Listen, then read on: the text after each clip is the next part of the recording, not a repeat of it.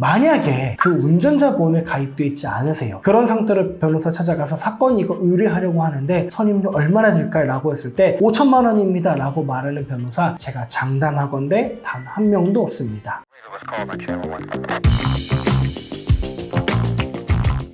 안녕하십니까. 더 받는 합의, 더 빠른 합의의 용석호 변호사입니다. 오늘은 교통사고 12대 중과실 변호사 선임 방법에 대해서 한번 알아보도록 하겠습니다. 많은 분들이 대체 교통사고 변호사 선임하는데 돈이 왜 이렇게 많이 들어가냐? 라고 질문을 주십니다. 그래서 과연 요즘에 운전자 보험에서도 변호사 선임료가 나오잖아요. 과연 그 금액이 과다하진 않은지 적정한지 한번 살펴보도록 하겠습니다. 일반적으로는요. 교통사고를 냈어도 종합보험에 가입이 되어 있으면 형사처벌을 받지는 않습니다. 그러니까 내가 종합보험에 가입만 되어 있으면 교통사고가 났어도 경찰에서 오세요 라고 하지도 않고 내가 경찰 조사 받을 일도 없고 재판 받을 일도 없고 형사처벌을 받을 일도 없다라는 것입니다. 하지만 종합보험에 가입되어 있어도 12대 중과실 교통사고를 저지른 경우 혹은 피해자가 중상해를 입거나 사망한 경우에는요 형사처벌을 받을 수 있겠죠. 12대 중과실 교통사고로 경찰 조사 받게 됐을 때요 제일 먼저 검토해야 될 게 뭐라고 생각하시나요? 제가 봤을 때 요즘에는 내가 운전자 보험에 가입되어 있는가인 것 같습니다. 두 번째로 확인해야 될 거는 운전자 보험에 가입되어 있어도요 가입 약관이 너무나 달라요. 어떤 사람은 변호사 선임료가 지원되기도 하고 어떤 사람은 변호사 선임료가 지원되지 않기도 합니다. 어떤 사람은 변호사 선임료가 지원이 돼도 경찰 조사 때부터 지원되는 사람이 있는 반면 경찰 검찰 조사 때는 지원되지 않고 법원에서 형사 재판을 받을 때만 지급이 되는 경우도 있습니다. 또 어떤 경우에는 변호사 선임료가 지급이 될 때 우리가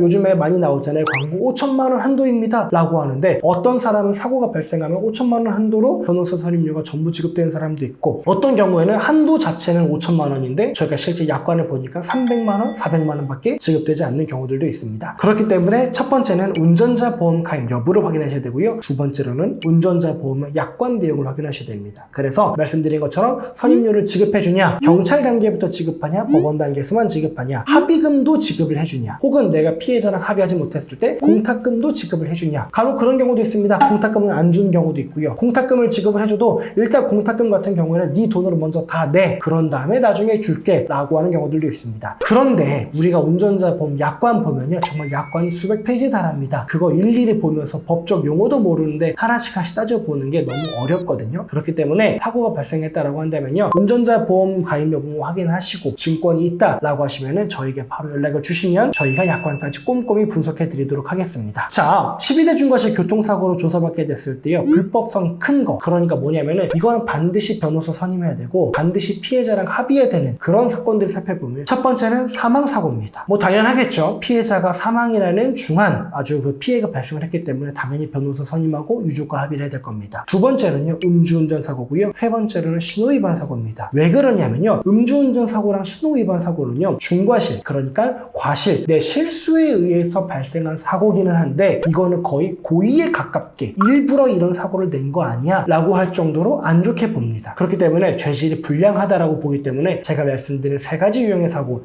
사망사고, 음주운전 사고, 신호위반 사고 이 세 가지는 반드시 변호사로 선임을 해서 대응을 하셔야 됩니다. 요즘에 무슨 손해보험에서 어떤 특정 변호사님과 함께 5천만 원 한도로 나오는 변호사 선임 특약이 있는 운전자 보험이 있습니다. 많은 분들이 물어보세요. 변호사 선임료 대체 왜 이렇게 비싸냐 물어보는데 만약에 그 운전자 보험에 가입되어 있지 않으세요. 그런 상태로 변호사 찾아가서 사건 이거 의뢰하려고 하는데 선임료 얼마나 들까요? 라고 했을 때 5천만 원입니다 라고 말하는 변호사 제가 장담하건대 단 한 명도 없습니다. 우리가 보험이라는 건 그래요. 평소에 보험료를 지급을 하기 때문에 내가 받을 수 있는 보장보다 더 많이 보장을 받는 게 그 보험의 취지라고 생각을 합니다. 그러니까 내가 운전자 보험에 가입이 되어 있다고 한다면요. 3천만 원, 5천만 원 한도로 변호사 선임료를 받을 수 있지만 실제 내가 운전자 보험에 가입이 되어 있지 않다라고 한다면요. 3천만 원, 5천만 원 정도로까지 변호사 선임료가 그렇게 많이 들어가진 않습니다. 그러니까 운전자 보험 가입이 안 되어 있다고 해서 변호사 선임 포기하지 마시고요. 반드시 변호사 상담을 한번 받아보시길 바라겠습니다. 어쨌든 내가 만약에 운전자 보험에 가입이 되어 있다고 한다면요. 약관 분석 이후에 언제부터 변호사가 선임이 되는지 확인하셔가지고 거기에 걸맞는 변호사를 선임을 하시면 될 거고요. 내가 만약에 운전자 보험에 가입이 되어 있지 않다라고 한다면요. 수사 단계부터 단계부터 재판 단계까지 쭉 이게 변호사 선임을 하셔야 될 것 같은데요. 우리가 만약에 수사 단계와 재판 단계 둘 중 하나만 변호사 선임을 해야 된다라고 한다면 제가 권해드리는 거는 재판 단계에서 변호사 선임하시라라고 말씀을 드리는 거예요. 주의하셔야 될 게 뭐냐면요. 운전자 보험에 가입되어 있지 않는 경우입니다. 운전자 보험에 가입되어 있는 경우는요. 어차피 수사 단계부터 변호사 선임을 할 수 있거든요. 그러니까 운전자 보험에 가입이 되어 있는 경우에는요. 경찰 단계부터 처음부터 쭉 변호사 선임을 하시고요. 내가 만약에 운전자 보험에 가입이 되어 있지 않다. 그러면 수사 단계는 혼자 진행해 보시고 재판 단계에 가서 변호사 선임을 해도 제가 보기에 늦지는 않습니다. 물론 수사 단계에서도 선임하고 재판 단계에서도 선임하고 그러면 최상의 시나리오겠지만요. 그러면 변호사 선임료가 2번이나 들어가서 너무 많이 들어갈 거거든요. 그러니까 둘 중 한 번만 선임해야 된다라고 한다면 재판 단계에 이르러서 변호사를 선임하시기 바랍니다.